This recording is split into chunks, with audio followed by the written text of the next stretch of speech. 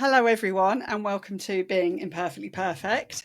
I've got a really exciting guest with me today. So I'm joined by Martin Thompson, who I kind of know through the model aeroplane industry, which is, I know, a bit strange. So my other half has a model aeroplane shop, which is quite unique. And Martin's from that world, but also Martin jointly was the winner in 2022, if I could get my words in today, of Beauty and the Geek as well. So he's a really interesting guest. And I thought I would look at his face right now is quite interesting if you're watching with video. But yeah, I'll hand over to Martin to tell you a little bit more about him and his journey. Thank you very much, Anna, and thank you for having me on your podcast. So yes, You're most welcome.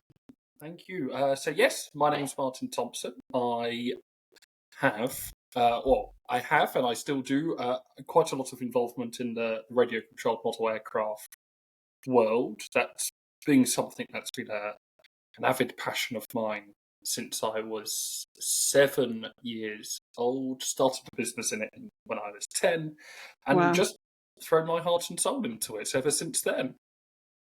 I love that. So I didn't realise this. So you started your first business in the model industry when you were 10 years old? Correct. Yes, 10 years old and 20 Wow. pounds. And £20. I love that. I know a little bit of your journey from obviously, what Paul tells me, but tell us more about that, because that's, pretty incredible on its own, right? Starting a business when you were 10. It's interesting. The thing is quite often people go, "Oh, Martin, what's the secret to business?" Or "How do I start a business?" Or "What do I do?" Or "Oh, when I was 10 years old, I wasn't doing that. I was watching Peppa Pig," or something like that. And it's interesting. It's interesting. It's something I look back on, kind of my journey, and trying to figure it out as time's gone on. But it's all just come so naturally, if I'm honest, Anna. It's sort of just been a progression of one thing at a time, and then I love eventually that. you kind of end up. The journey progresses, so to say. I love that, because what I see so often, actually, especially with business owners, because all of my clients are generally business owners of one sort or another, as it were, all doing things slightly differently in the world. But what I see so often is actually we give ourselves a hard time for just even that, like almost life just almost unfolds, doesn't it, all by itself. And I think sometimes we can just be almost like a little bit impatient or expecting things to happen quicker than they do and all of this stuff. Whereas in actual fact, I think you've hit the nail on the head there. Life just does unfold, doesn't it? And just one thing happens after another. You take a step and then you take another step. And then, hey presto, you're on Beauty and the Geek. Oh, yes, and Tell me even more. tell you more, and even that. So yes, for viewers that don't know, kind of Beauty and the Geek was a kind of reality TV show back in 2022. It feels such a long time ago, but it was such a massive. It was such a massive thing in my life, kind of personally, and kind of as part of the personal journey. So Beauty and the Geek was a show that was set up to kind of see if geeky guys could be paired with beautiful women who were kind of mainly in the not modelling industry, but not radio controlled model aircraft modelling industry, but in terms of a different mother. a different modelling industry. So kind of fashion and clothing and all of the associated things with that I still haven't kind of got my head around. And it was kind of a case of whether people that were kind of like geeky guys could kind of be paired up with beautiful women, and kind of it's very much kind of opposite worlds. You think of kind of geeky guys, you think of someone in a basement working on model aeroplanes, model trains, and when you think of kind of beauties or beautiful women, people quite often kind of think people who've got their lives all together, they know what they're doing, or that they're very confident. It's very interesting. So kind of they're very that kind of basic premise of the show, yeah, we were thrown into the deep end and see if we could learn something from one another. I love it. And we were avid watchers when you were on. We were sat there. It was the family show that we watched, and it was so interesting. Just the dynamics of everything, and actually just watching you all grow through that, like the realizations, and just that must have been incredible from your point of view, the actual growth. And tell us about as well kind of what happened afterwards, because I know we had a conversation a couple of weeks back, and you were alluding to what happened after the show and changes you'd made to your life and stuff. So tell us a bit more about that. Absolutely. Yes, no, that's a very good question about what happened after the show, because it's kind of one of those things people think, television, and especially winning a reality TV show, you kind of tick the bucket list of quite a lot of people's lives. It's a lot of people's dreams to win a reality TV show or sort of partake in a reality TV show. So it's kind of like a double-edged sword. On one hand, you were living a lot of people's kind of worldly dreams of doing that, but kind of on my end as well, I'm just a guy that likes model aeroplanes and who's taken it to, well, all across the globe and to the nth degree. So kind of doing the show was interesting. It was a case of you've got all these opportunities through reality television. You feel like you should be feeling on top of the world. But at the end of the day, I just really like model aeroplanes. So it's like this weird double-edged sword of you should be feeling up here, but actually you're still feeling down here when people think you actually are up here. It's a very interesting dynamic after all of that.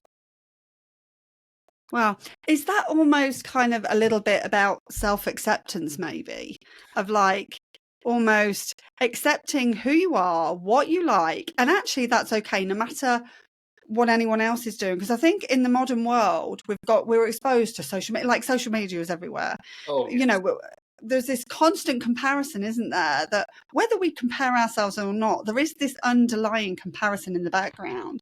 So do you think it's about that, almost like that, just accepting, what, I am who I am. This is what I like. This is who I am. That's okay.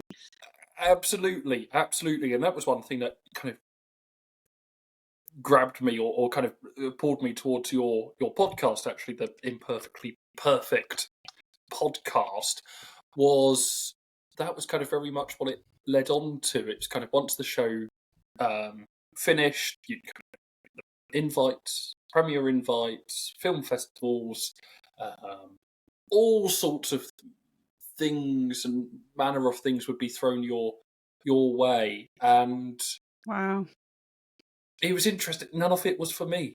None of it was really wow what I'd be looking for. And I guess kind of through that, it was a case of I was put in that position where kind of the whole world is your opportunity. I did two trips to Australia and travelled the world as a result of the show. We went everywhere and met loads of people and did loads of different really, really cool things. But there was that moment where it's kind of a case you're in that environment, you've got all these opportunities presented to you, but it's like, actually, I don't want any of them. I'm quite happy on the journey I'm on. But it only took me being offered all the other opportunities to realise, actually, it's okay just being who I am and enjoying what I enjoy. But you had to be given all the other opportunities and experience all the other opportunities to actually realise what you really enjoy. And it's okay enjoying what you enjoy, if that makes sense. I love that. I do wonder sometimes as well whether there's almost a little bit of I'm going to use the word boredom. I'm not sure this is exactly the right word, but almost like boredom in our own lives sometimes. As in, people kind of almost get a bit bored in their life and almost like look for this grass is greener approach kind of thing. Look of like, oh, but actually, if my business is more successful, then I'll have all of this money, I'll be able to do X, Y, Z, or whatever, I'll be able to do this. And I just wonder sometimes if it's actually a case of boredom with how things are and we just want to mix it up, right? So there's almost like this looking for something new. It's interesting you say that with boredom. I think boredom it's something that can be utilised. It's something that can be utilised, but something that can also be very stale.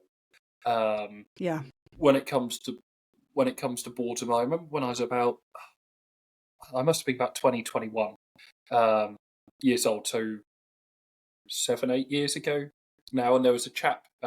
Unfortunately, he's passed away now, but he was called Simon, and I do quite a lot of voluntary work on the local nature reserves and stuff when I can find a spare 5 minutes. And love it.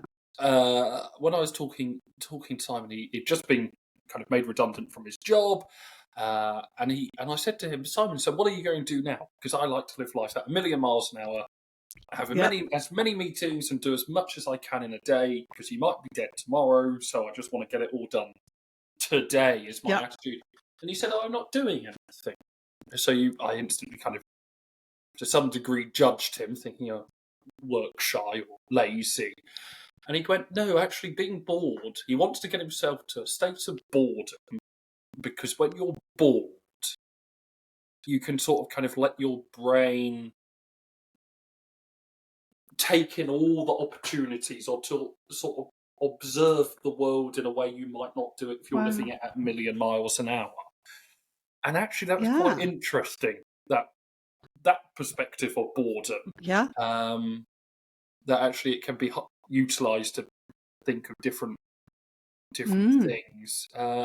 But then on the other hand, it's quite often, maybe boredom wouldn't be the word. I think people are maybe embarrassed, or they're too shy. You just have to go out if you're bored and you want to find a way to out the boredom. No one's going to really give you that helping hand. You just have to do it yourself, basically. Yeah. That's a really interesting way of looking at it, isn't it? And I think I do wonder now whether, we're at this point in time where so many people are so overloaded with all of these different choices. I know what I'm like, right? I like there to be 2 choices, okay?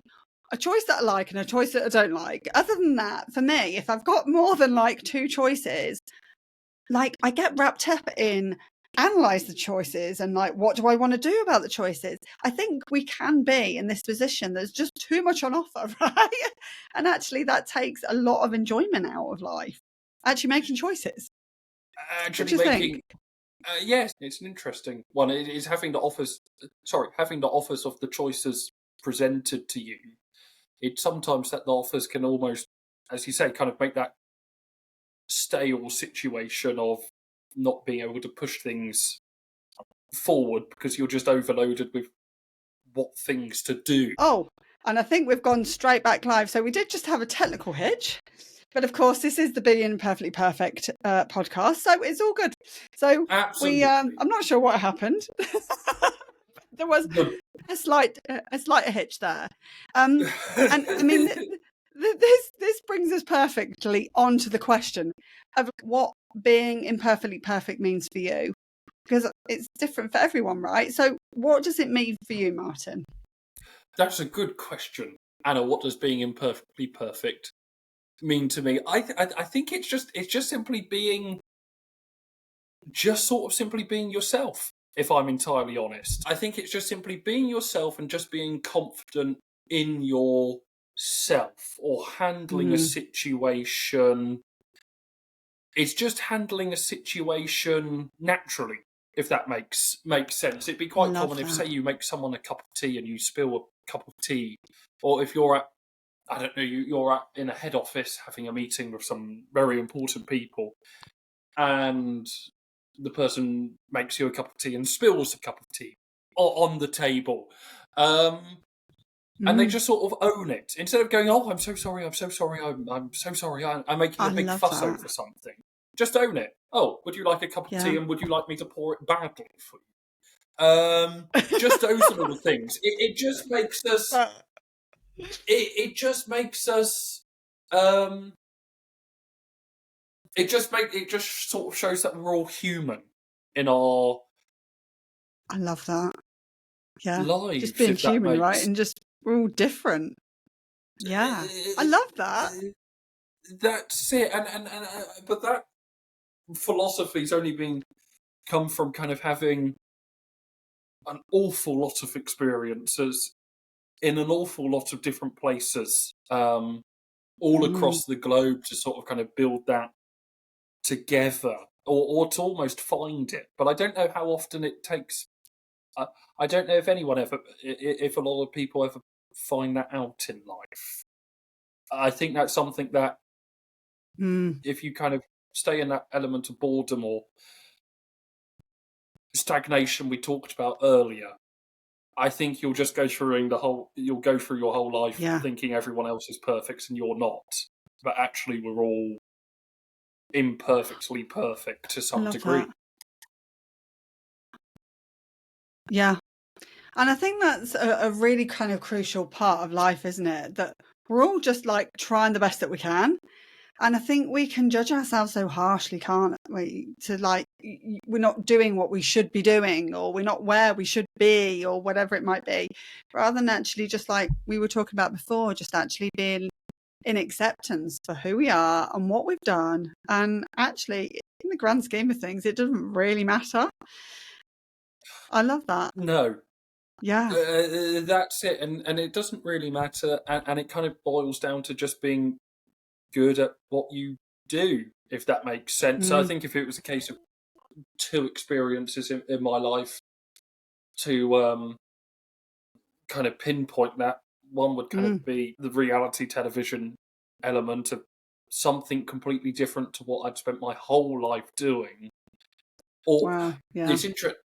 Spent my whole life doing, but I didn't know subconsciously I'd created the perfect life for myself through what I did for so long. I love that. Yeah. So you'd set it up, but you didn't realise that's what you'd done. I love that. No, I genuinely, Anna, I didn't. I didn't, in terms of how I kind of ran the business or dealt with people or ran projects or things. I spent so long kind of hemmed in that little world with my little tunnel vision. I didn't realise I sort of kind of created the perfect little life for myself. But it was only having that removed and having all the opportunities and offers from other endeavours that I had done to kind of realise that within myself.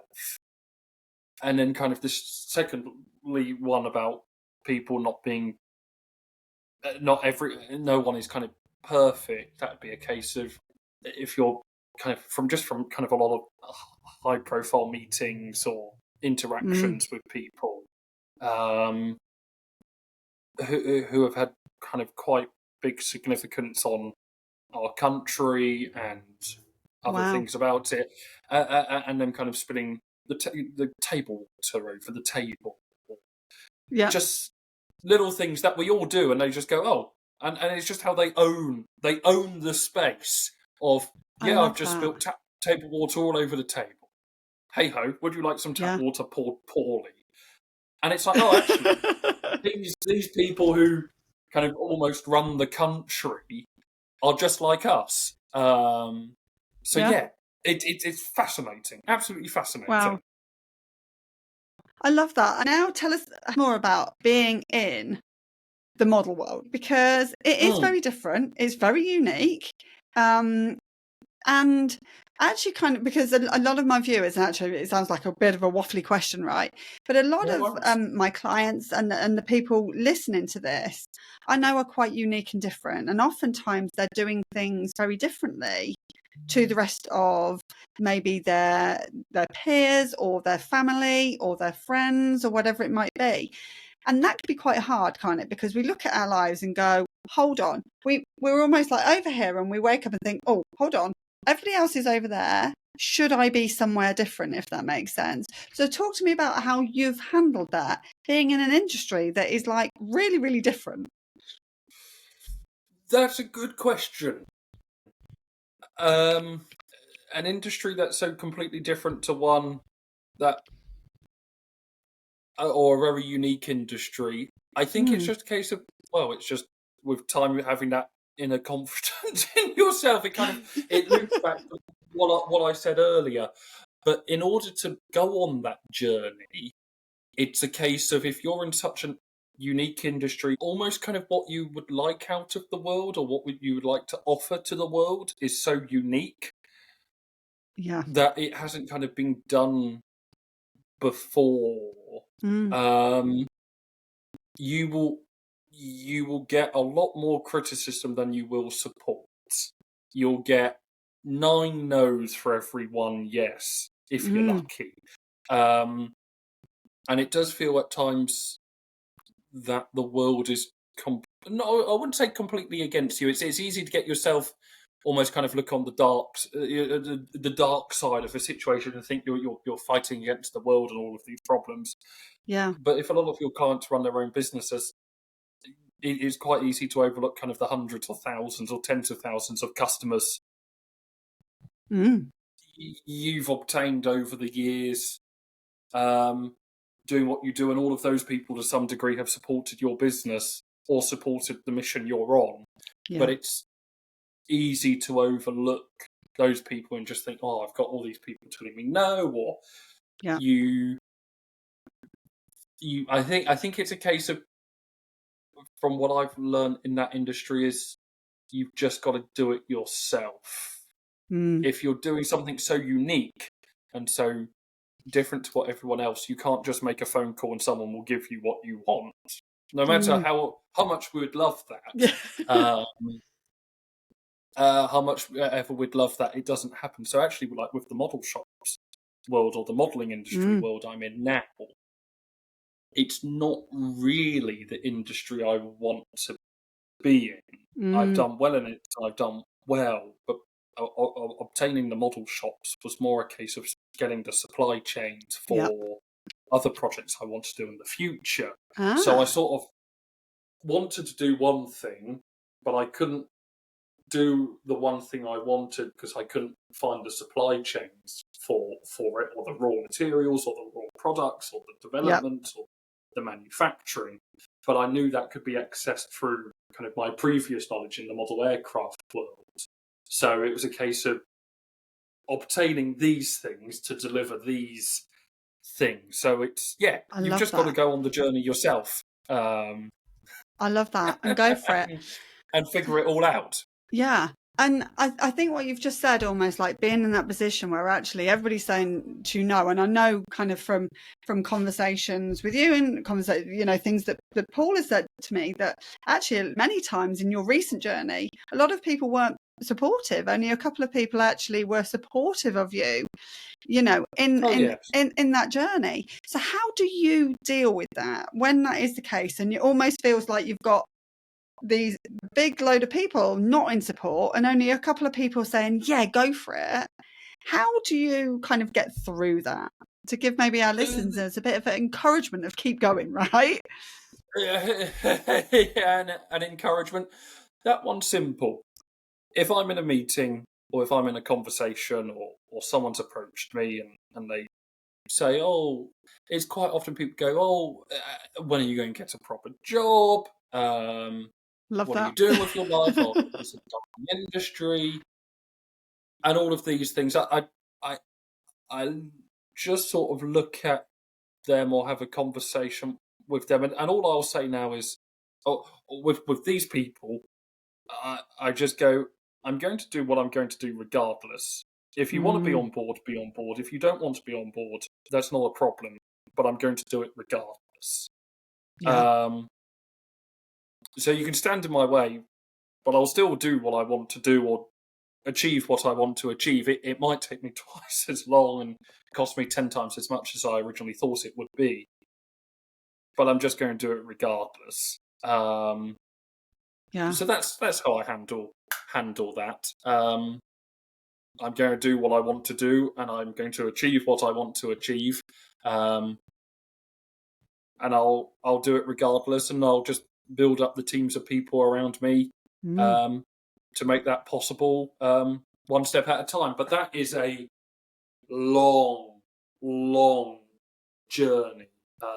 So for anyone out there with their own businesses, or thinking of doing their own businesses, or wanting to achieve something, it's not an easy task to do. But I look at it by all the people who've said no, or all the opportunities I've had. I know what I want to do in my heart. So I've sort of kind of stand testament to all the trials and tribulations along the route to know what I want to do is the right thing for me, if that makes sense.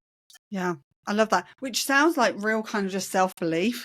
The self-belief, and I think mindset, plays a huge part, doesn't it? I saw something on Instagram a couple of days ago by Layla Hormozi, and she was basically saying, she's kind of Alex Hormozi's girlfriend, wife, from 100 Million Offers, and she was basically saying, F your mood, like stick to the plan. And it just kept saying that, like it was just over and over. And sometimes it is about that, isn't it? Stick to the plan. What's the plan? What is the plan that you had? But I think mindset is a huge part of it. Paul and I at the show that we saw you at, we were kind of going around, everybody was like, oh, it's really quiet, it's really this, and Paul's like, no, I'm not wanting it to be quiet. And it is I think it's a mindset thing, isn't it? Like, if you think it's quiet, it's going to be quiet. If you get what you expect, isn't it? If you think if you think you can, you can. If you think you can't, you can't, kind of situation, like Henry Ford said. But yeah, how important is it, off the back of that, how important is it for you with your mindset, and that you keep that, keep going attitude, as it were? The mindset element is very interesting, Anna. Sometimes I possibly boil it down to maybe my own delusions. The secret, Martin's secret, take it away. Just be delusional. Just be deluded. Are we not all deluded? It's just a case of just be. Yeah, I love that. I think humour. I think it's a case of it's humour. It's an interesting one. What to do? It's a case of, and by no means it overshadows the toughness or the difficulties of situations, but it's a case of you vision what you want to do or achieve, and you've got to set your mindset to that. It's like, we can't stop the world from spinning, or you can't stop that deadline from approaching, regardless of what you do.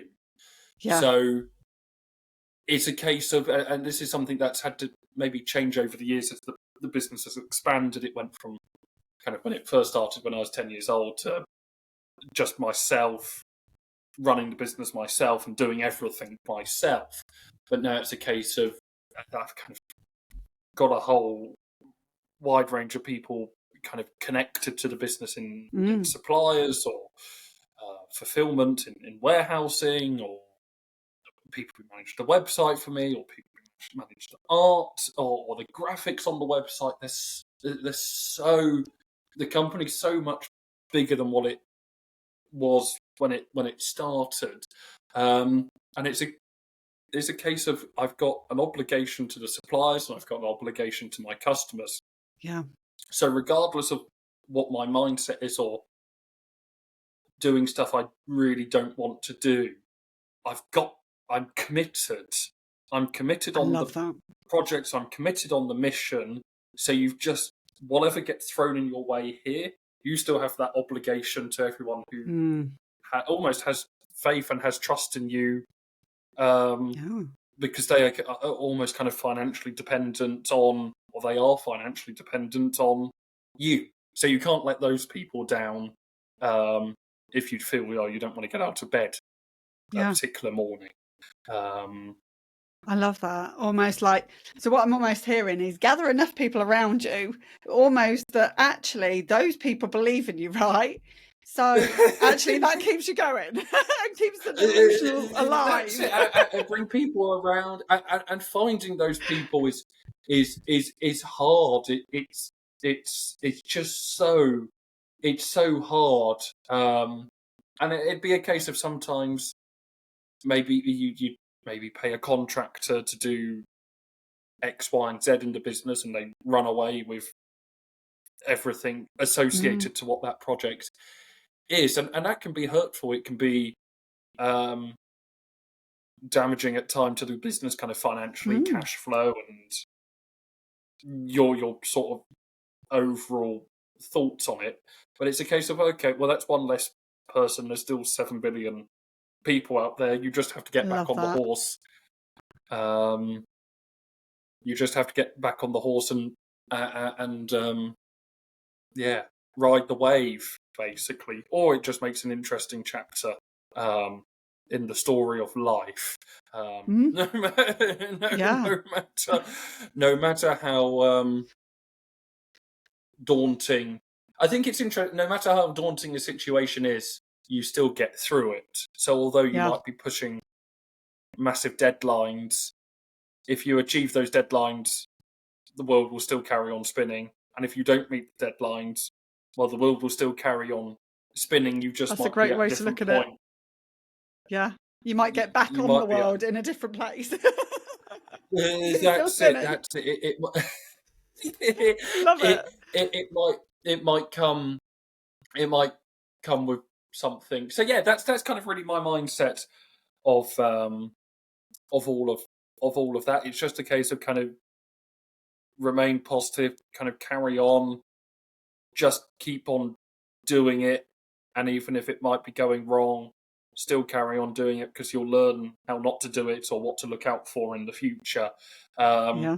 Like a lesson. yeah, just keep Yeah. riding the wave, just keep doing it, and then eventually you'll figure it out. Hopefully.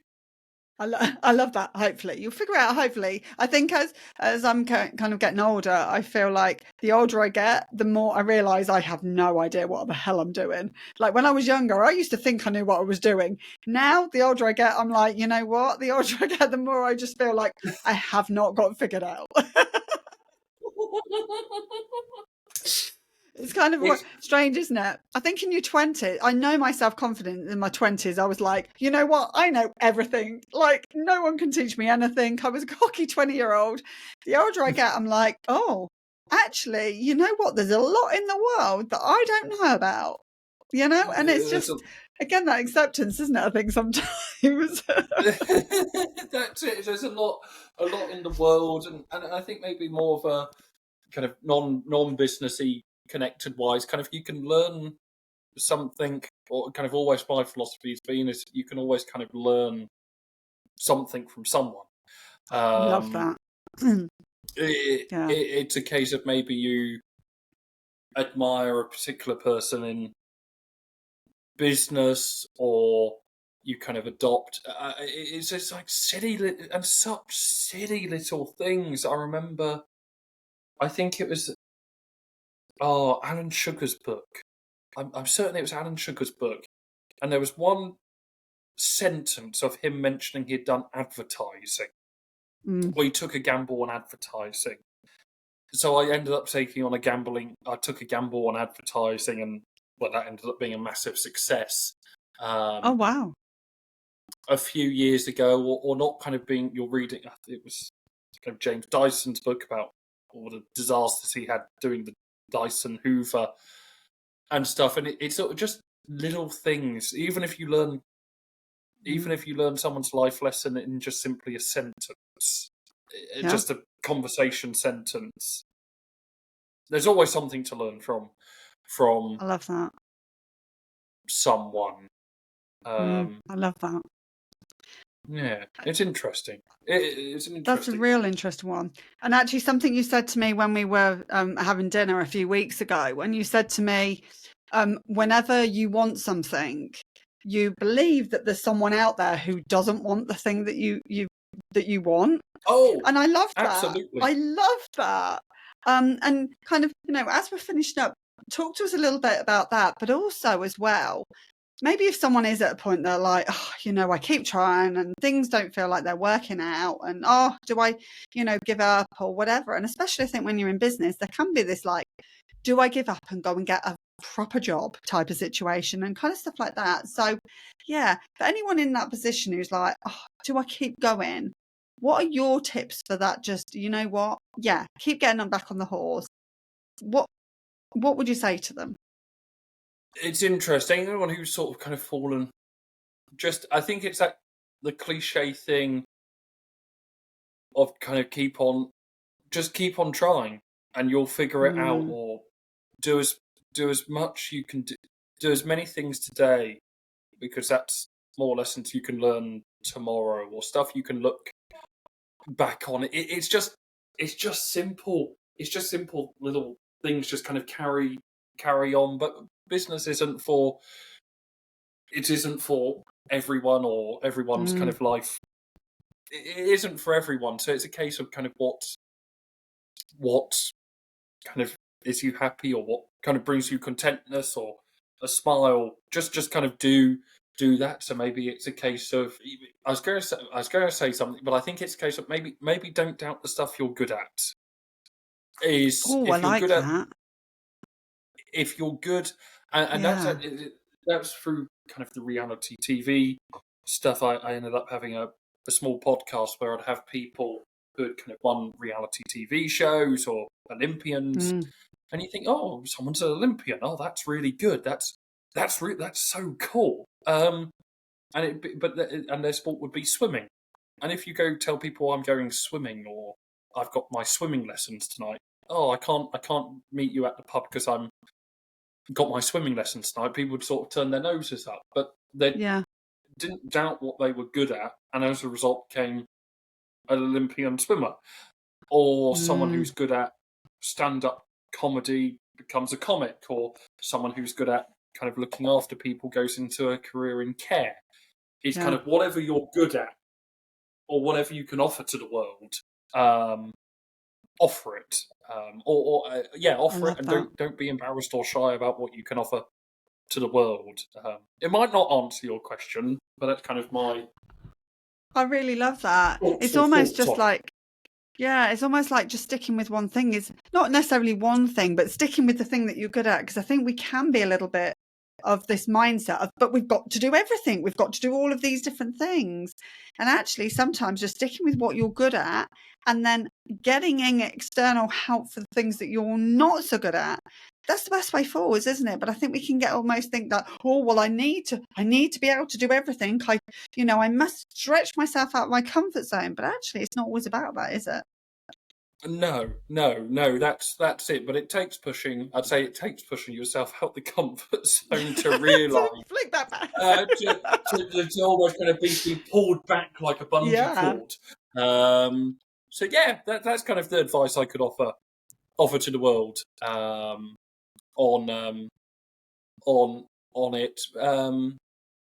That's how I see the world. So there's still some people who I can't quite figure out in the world, or kind of understand their mindset, or it's a case of sometimes you see people and it's like, it's so, to me it's sort of so glaringly obvious.